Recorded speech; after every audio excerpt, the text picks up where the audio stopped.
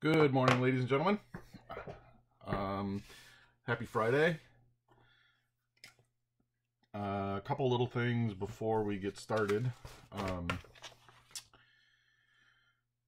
I have been in contact with Professor Sponsler and Professor Spencer up at SU, and we've been talking back and forth about class and labs and that kind of stuff. Basically, I'm going to try to get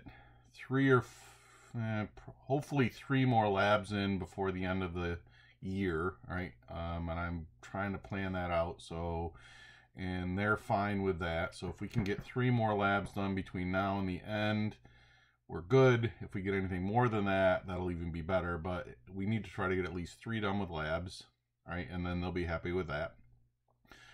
They've given me some guidance on material and what needs to be covered, and everything that we're doing now with kinetics and equilibrium and acids and bases and our aqueous equilibrium that we're coming up with next, and thermodynamics, those are all things that have to be covered. Absolutely. So we're just going to kind of keep going. We're not in bad shape as long as we keep moving along. I think we're in a good situation, but we just need to keep moving right along. That being said, we have class today. I think next week was supposed to be spring break. I think we're going to go 2 days next week. I think we'll go Monday and Wednesday. All right, so that'll give you Tuesday off, Thursday, Friday off. All right, so it's just a 2-day week next week, but we're going to drive on with acids. Okay. The other thing I want to say is this. All right. I don't want any of you to give up. Okay. Keep working. You guys are mostly doing a great job. I know some of this is kind of hard. All right. But look, you can get through the class. All right. You can get the college credit. So you just got to keep working. All right. You'll be okay. All right. Now, today we're going to keep going with what we were working on yesterday, and we ended with some talking about what are called polyprotic acids. So we're going to expand on that just a little bit, and then we're going to get into talking about salts and whether we have acidic or basic or neutral salts. And that's pretty long lecture, so I don't know how far it's going to go. I'm not sure where I'm going to stop. It's kind of dependent on time, so I got a stopwatch going, and we'll see how things go with time. All right, so let's get down to it. Polyprotic acids. Okay, these are acids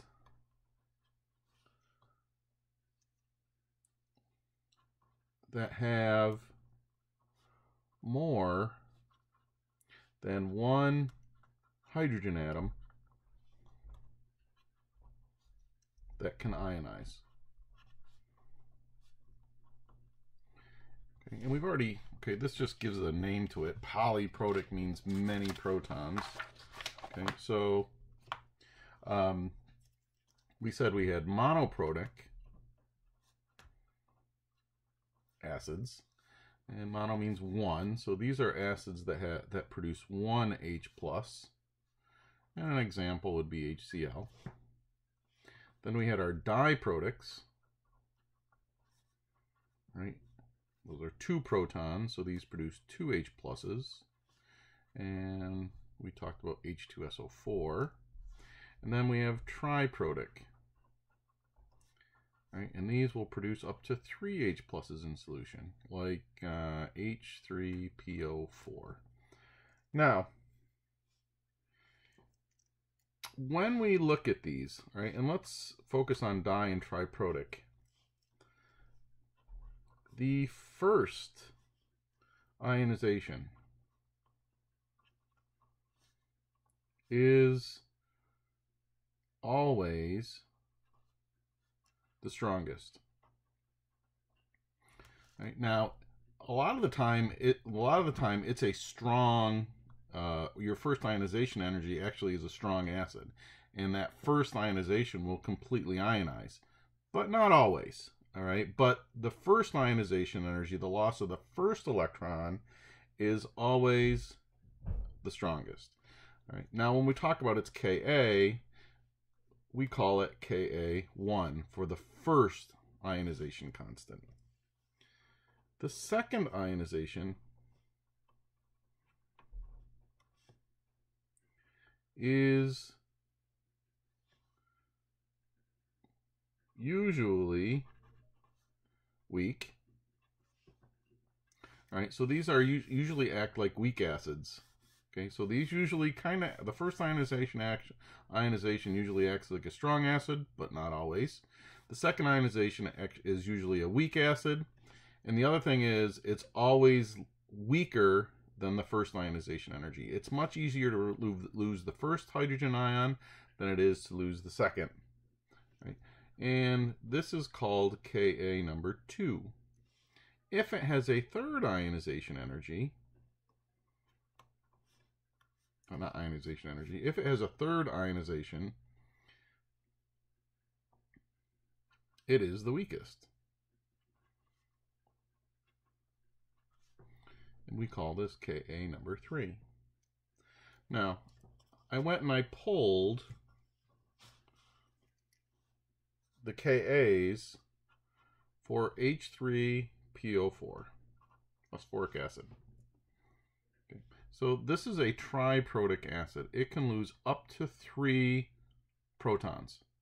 Now, the first one, where it goes to H2PO4 minus plus an H plus, Ka1 is equal to 7.5 times 10 to the minus third. So this is actually a weak acid. Right?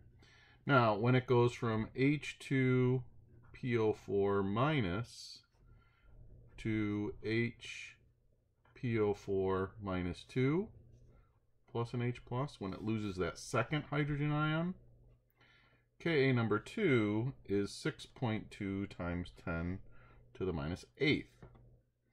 It's much weaker, okay, than the first one. And then finally, when it goes from HPO4 minus, this should be, yeah, 2 minus 2 to PO4 minus 3 plus H plus. The third ionization is 4.2 times 10 to the minus 13th. So you can see what's happening to our Kas. So finally, we should just say this. Ka values become successively smaller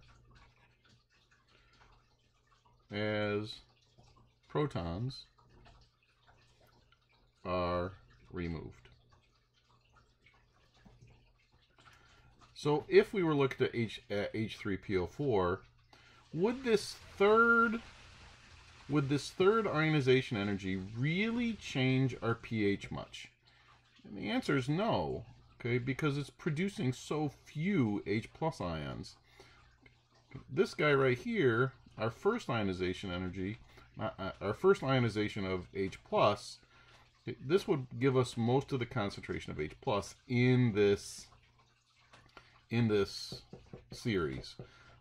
Now, we could calculate the overall. We've done that. So you'd take the concentration of this plus the concentration of this plus the concentration of this. All right, we could do that. But most of the H pluses are coming from this first ionization. And that is true of all polyprotic acids. Hopefully that clears a couple things up with that. Now what I want to do is I want to do a problem that we haven't done. And I want to calculate Ka from pH.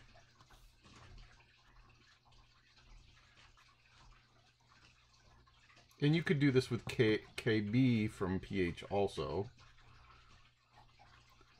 We've been usually calculating pH, and I kind of ignored going the other way, and I'm not sure why, so I thought we better probably do a problem this way. So let's say a student prepared a 0.10 molar solution of methanoic acid,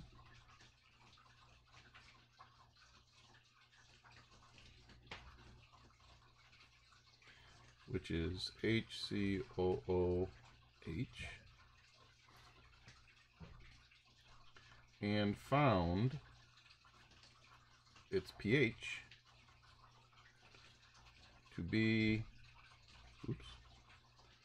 2.38. Calculate the Ka. Now, let's talk about methanoic acid. This is also called formic acid. You don't really need to know that, but it's called formic acid. Methanoic acid is an organic acid. What did we say about organic acids? They are weak. Okay, so this is a weak acid. So this is going to produce an equilibrium, and we can write this equilibrium. So if we take HCOOH aqueous, it's going to form an equilibrium between H plus aqueous and HCOO minus aqueous.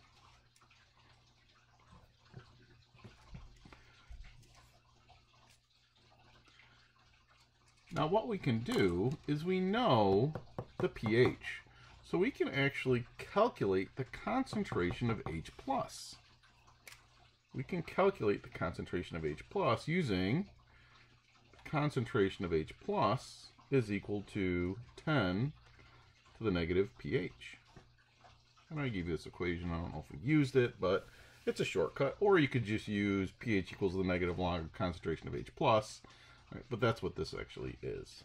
So then our concentration of H plus is equal to 10 to the negative 2.38. So the concentration of H plus in this solution that the student prepared is 4.2 times 10 to the minus third molar. Right, so now we know some things about these. Right, so let's go ahead and draw an ice table.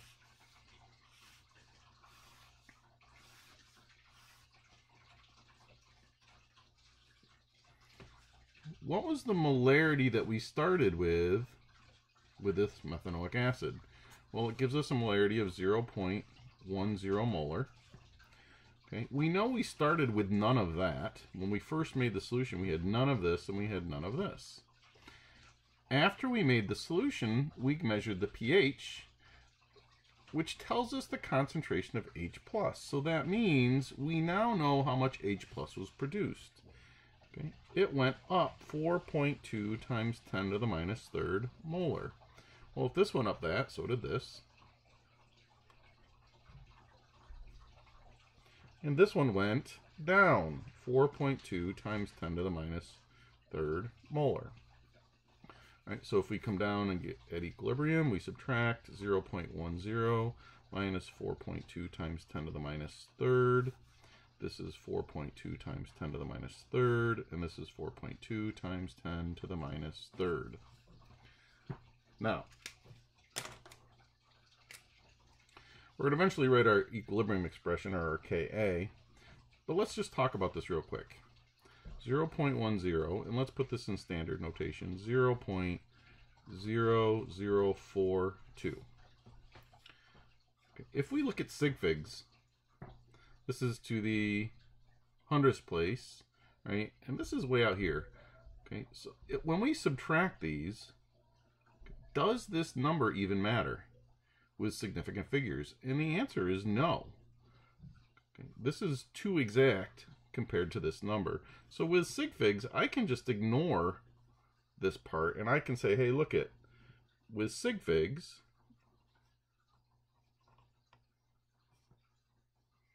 (4.2 times 10 to the, this should be minuses up here, my bad, minus thirds is insignificant. It is not significant. Which is really the assumption we've been making all along. So that means 0.10 minus 4.2 times 10 to the minus third really is equal to 0.10 molar. It just makes our math a lot easier. Now, we can say our Ka is equal to the concentration of H plus times the concentration of HCOO minus all over the concentration of HCOOH. So we take 4.2 times 10 to the minus third times 4.2 times 10 to the minus third all over 0.10. And when we calculate that out, our Ka is 1.8 times 10 to the minus fourth.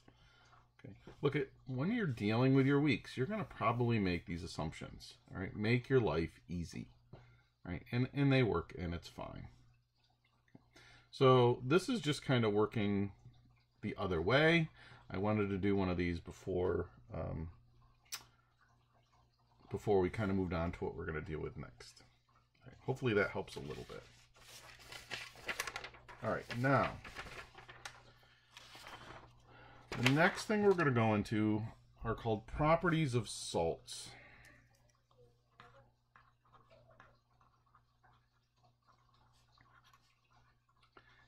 And this starts to get a little bit confusing.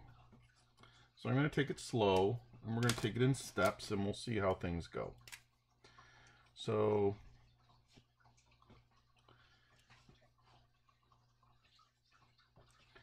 let's see.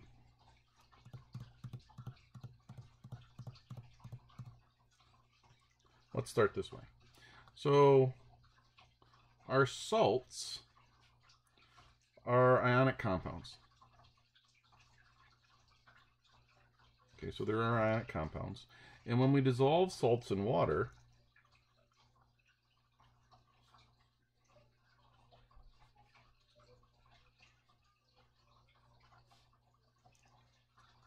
they break into ions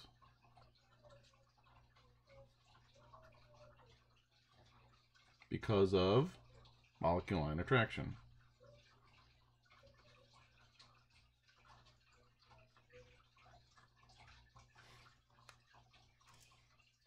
Now, when this happens, sometimes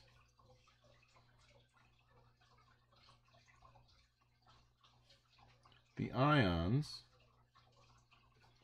that form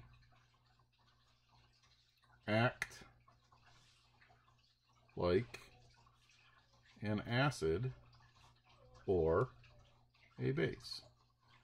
So sometimes once we form these ions, they act like an acid or base.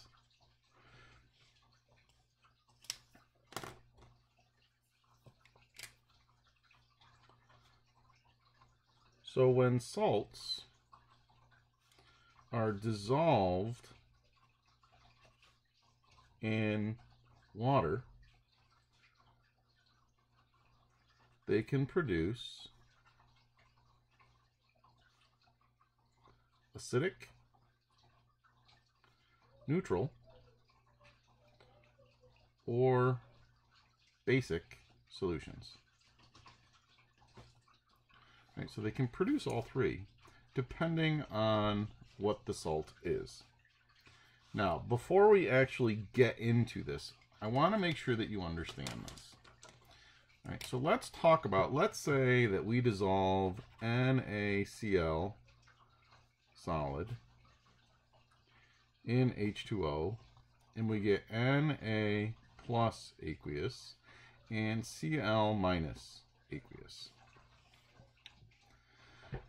If I put this in a beaker or an Erlenmeyer flask, all right, let's talk about all the things that are happening. Well, first of all, the water itself is doing something. The water itself in that container, without even looking at the salt, right, it is auto-ionizing. So remember, H2O will auto-ionize into H plus and OH minus. So the water itself is having a reaction. Then we also have this reaction. that's what's one thing that's happening. A second thing that's happening is this NaCl is put in there and it's split into Na pluses and Cl minuses. That's the second thing that's happening in this container. But there's a third thing that can also happen. These ions, the Na plus ion, can react with the water molecule.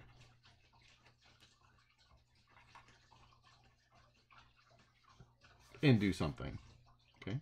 And the Cl minus ion may or can react with the H2O molecule. So there are really 4 different things that could be occurring inside that container all at once. Okay? 1, first of all, the pure water itself is autoionizing into H pluses and OH minuses. The second thing that happens, we put the salt in there and it breaks up because of molecular interaction into Na pluses and Cl minuses. The third thing that could be happening is once this is broken apart, the Na pluses could react with the H2O molecules to form different things.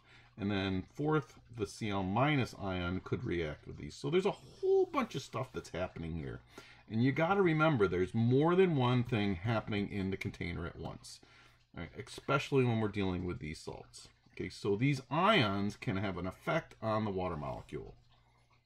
Now, that being said, let's talk about what some of those effects can be and what happens.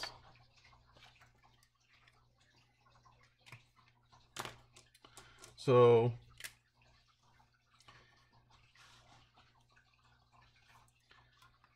the cation of a salt will be the conjugate acid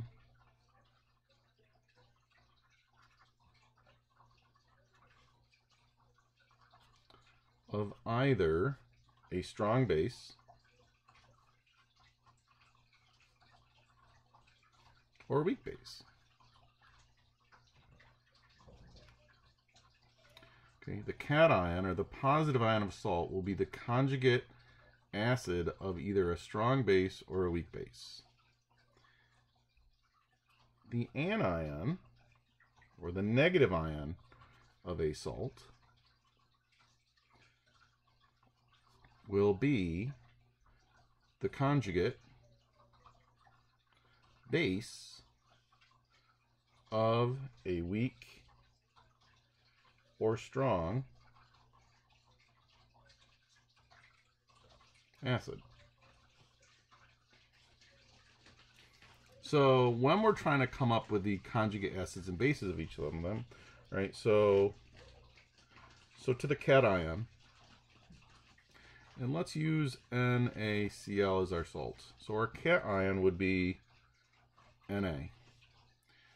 Okay, Na plus.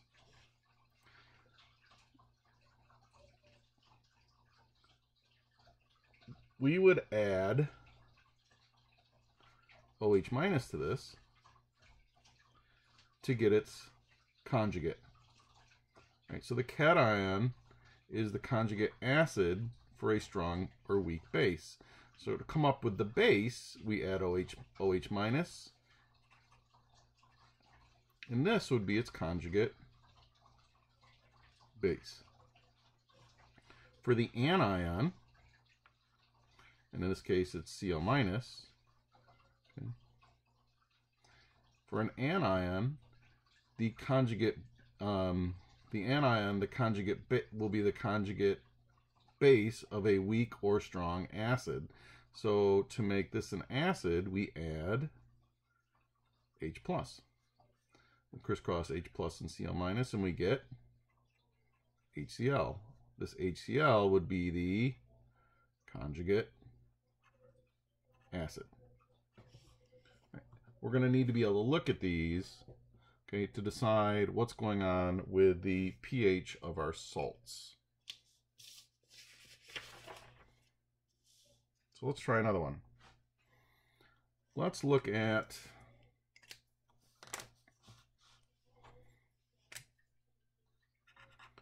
NH4Cl.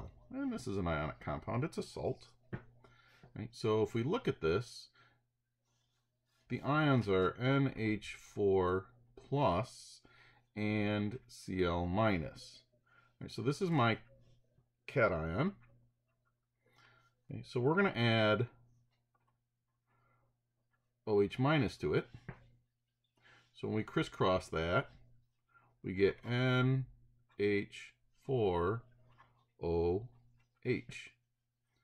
This is a weak base. Okay, that's a weak base. And we've listed our strong and weak bases. Here, this is our anion. To our anion, we're going to add H+. So when we crisscross that, we get HCl, which is a strong acid.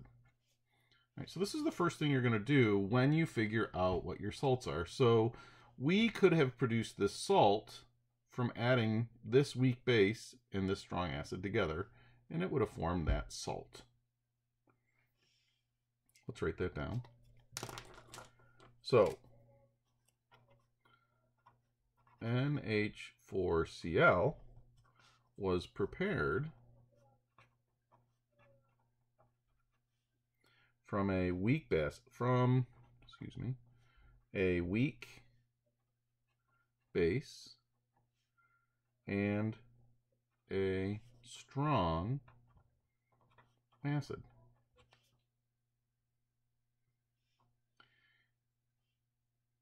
And in this case, when you have a weak base and a strong acid, it produces an acidic salt. And we'll talk about why in a minute. So this would be an acidic salt. So the pH of this salt solution would be less than 7.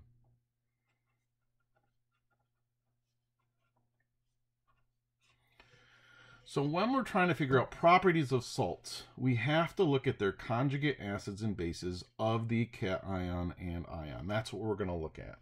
Okay, we're going to have to figure out what type of base and what type of acid came together to form this salt. Okay, now I'm going to give you a chart, and then we're going to kind of go through it. So we got 4 columns. 1,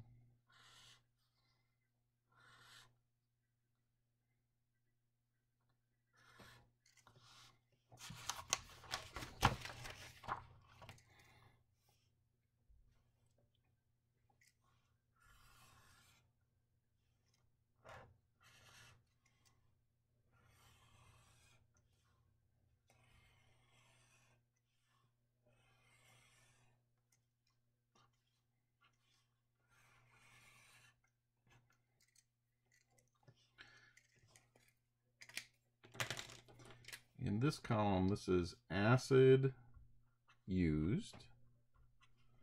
This one's going to be base used. This is going to be our salt type. And this is going to be pH of solution.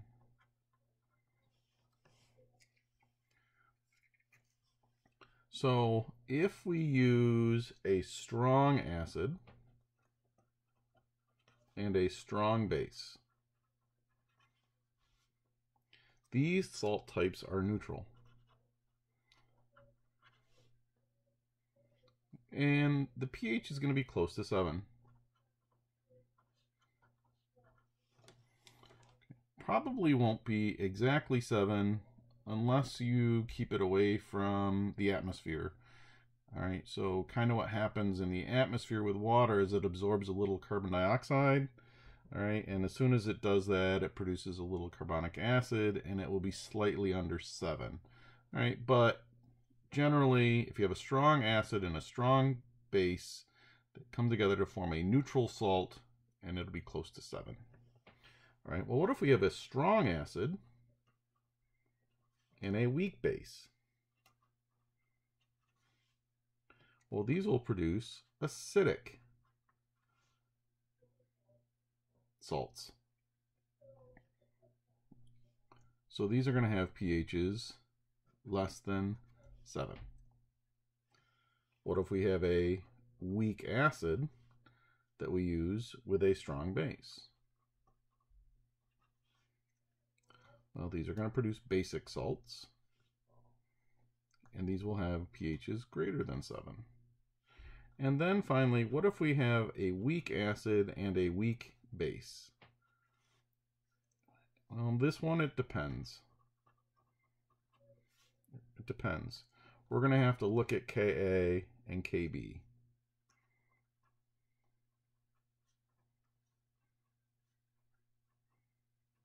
It depends on Ka, Kb, what's going to happen with these. So now, let's do some basic... let's see if we can kind of figure out what type of salts some of these are going to be. So let's start with, let's try...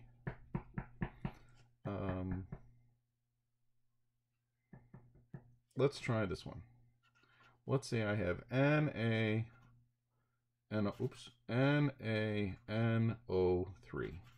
And I want to know what type of salt this is going to be.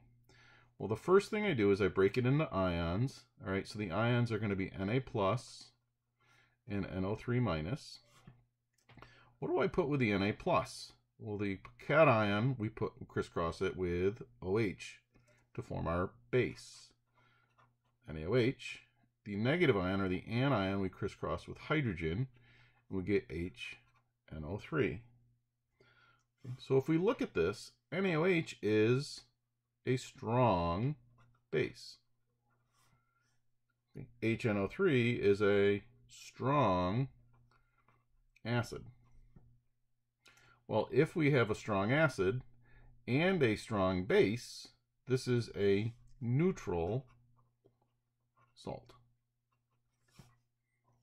And the pH of that NaNO3 solution would be about 7.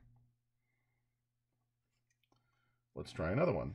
What if we have KC2H3O2?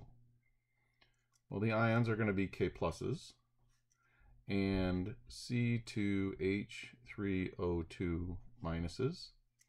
What am I going to put with the K plus? Well, I put a hydroxide ion with it, so this becomes KOH, and this becomes HC2H3O2. Well, this is a strong base. This is an organic acid, so this is a weak acid. So what type of salt would this be if I dissolved it in water? Well, we have a strong base, we have a weak acid, so this is a basic salt. So when we dissolve that in water, we would have a pH greater than 7. Okay. Hopefully you kind of get an idea what we're doing here. We're going to explain why in a minute, though, so just hang tight. Now, if they are both weak, we look at the Ka and Kb of the conjugate acid and base. We're going to compare Ka and Kb. If the Ka is greater than the Kb, it will be a basic salt. If the Kb is greater than the Ka, it will be an acidic salt.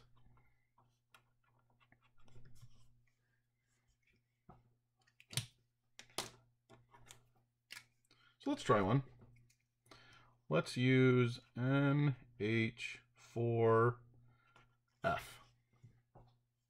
And we do the same thing. So we have NH4, which is our positive ion.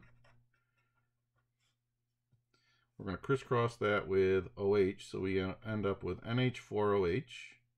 And we've got F minus. We crisscross that with hydrogen, we get HF. This right here is a weak base. This right here is a weak acid. to decide what type of salt this is, we have to compare the Ka of the weak acid and the Kb of the weak base. Now, you can look these up. Okay, you can look up Kas and Kbs. They're in the back of the textbook.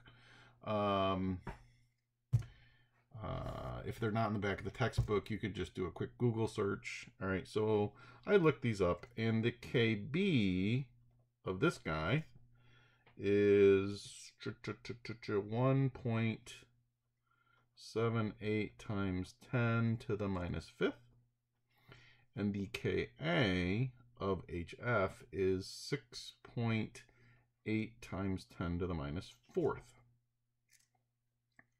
Well, in this situation, the Ka is greater than the Kb. So if I was to dissolve this in water, all right, it would be a basic solution. It would be a basic solution. So hopefully you kind of get an idea of how to figure out what type of salt it is, right? So you just need to kind of break it into ions, produce your conjugate acids and bases, and then we're going to look in the chart.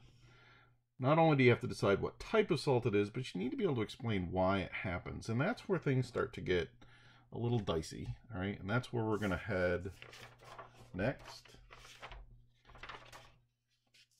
We're going to start this. I'm not sure how far we're going to go. So let's look at neutral salts to start with.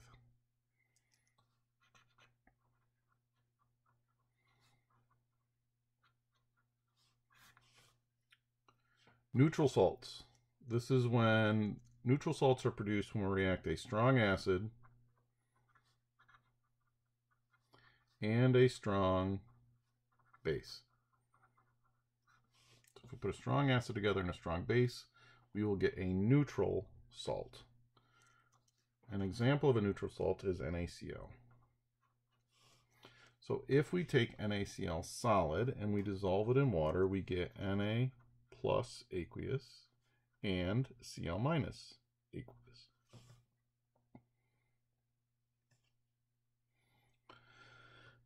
Now, let's look at this guy. We know that NaOH, which is this conjugate base, is a very strong base, which means NaOH is going to go to completion in water, and we're going to produce Na plus and OH minus. Okay. So that tells me if this is a strong base, this has to be a very weak conjugate acid.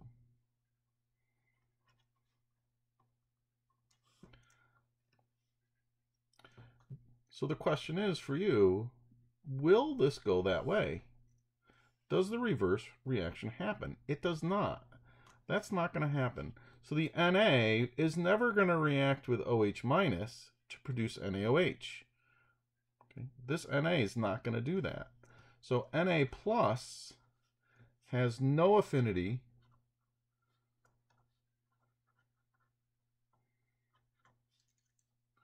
for OH minus.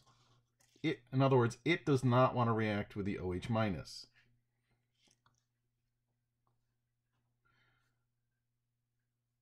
If it doesn't want to react with OH minus, it will not produce H plus.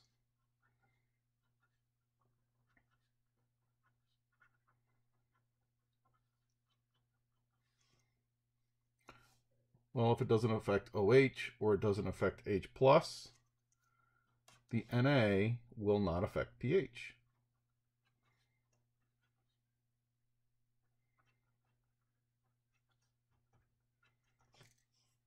So, this is where I was talking earlier that you have to realize that we have multiple things happening in the container.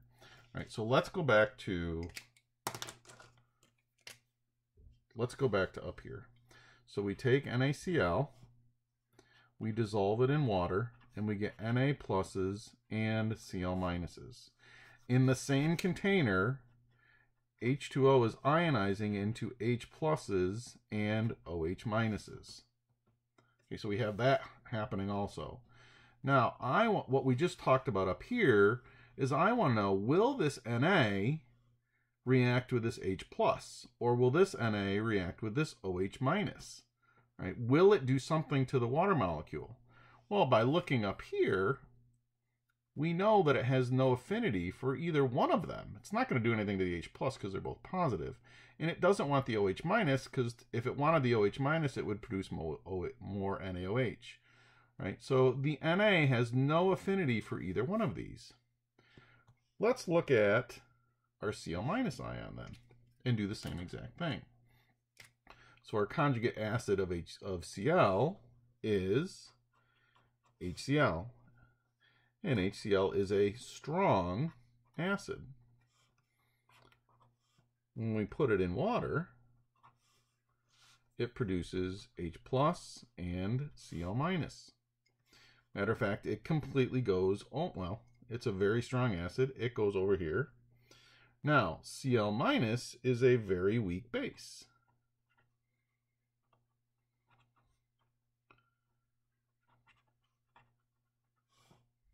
Okay, which means, will the Cl take a hydrogen and become HCl?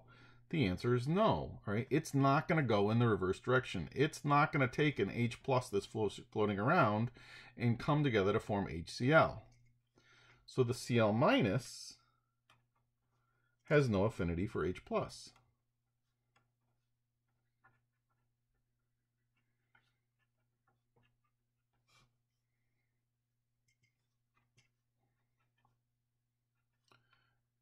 It cannot produce OH minus.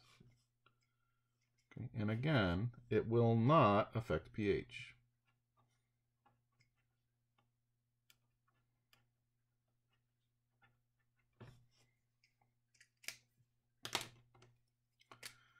So, let's talk about this. Let's just say that I put the HCl in the water and I have Cl minus ions. Will it react with water at all? Well, remember, the water is just H pluses and OH minuses. Will this react with this? Will it take an H plus? Because if it does, it would form HCl, and then what would be left over? OH minuses. Will it do that? And the answer is no, it won't. All right, because remember, HCl is a strong acid, and it's going to go and produce these. So this is not going to happen. So it won't produce OH minuses.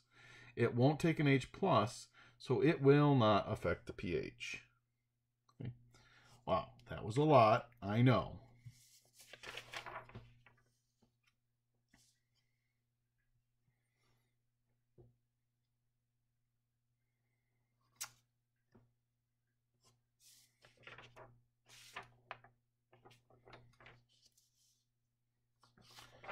Okay, let's do one more page and then we'll call it a day. Let's talk about salts that produce basic solutions.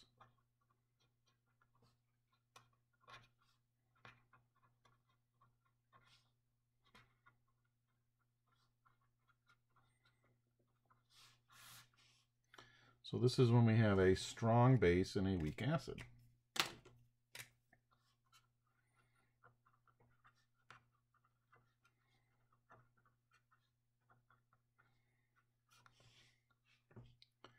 Example, NaC2H3O2. Okay, so this is a salt. And if we dissolve it in water, it will break up and we will get Na pluses and C2H3O2 minus aqueous. Now, this is one thing that's happening. I need to know, does this Na plus do anything to the water molecule? And does this acetate ion do anything to the water molecule? So what we need to do is we look at its conjugate acids and bases. So Na plus turns into NaOH, which is strong. So it will completely ionize into Na plus and OH minus. And we just went through this. The reverse reaction does not happen. So there is no affinity for the OH minus. Okay. No H plus produced. Okay. So again, this has no effect on the pH. Now, let's look at the acetate ion. C2H3O2 minus is the anion of a weak acid. So the acid of this is HC2H3O2. That is a weak acid. Okay. It will dissociate a little bit into H plus and C2H3O2 minus.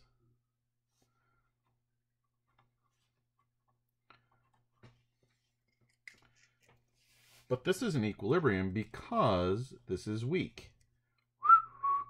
So both reactions are happening in this container. Both reactions are happening. So this is going to come over here to produce H plus and C2H3O2, but the CH3O2 is going to react with hydrogen to produce this.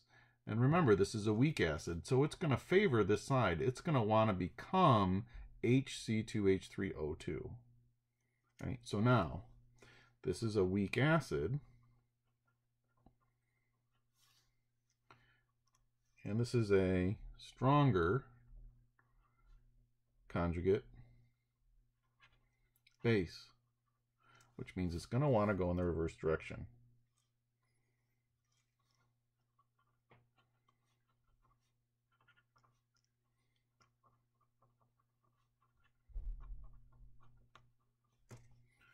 Well, what does that mean then to this solution that we just did up here?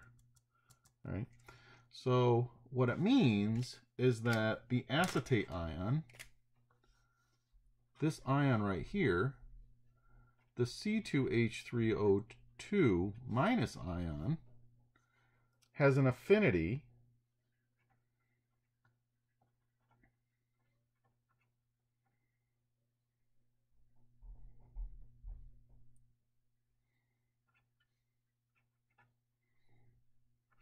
for H plus. In other words, C2H3O2 wants to react with hydrogen to produce this over here. Okay. Now, in our solution, let's go back up here. We take this, we dissolve it in water. It produces Na pluses and C2H3O2s. Once those C2H3O2s are in the solution, they are going to interact with the water molecule because they want a hydrogen ion. So this guy right here, my C2H3O2 minus aqueous,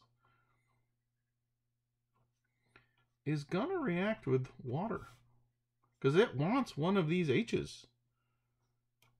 And it's going to take this H and produce HC2H3O2, and it's going to produce an OH minus ion.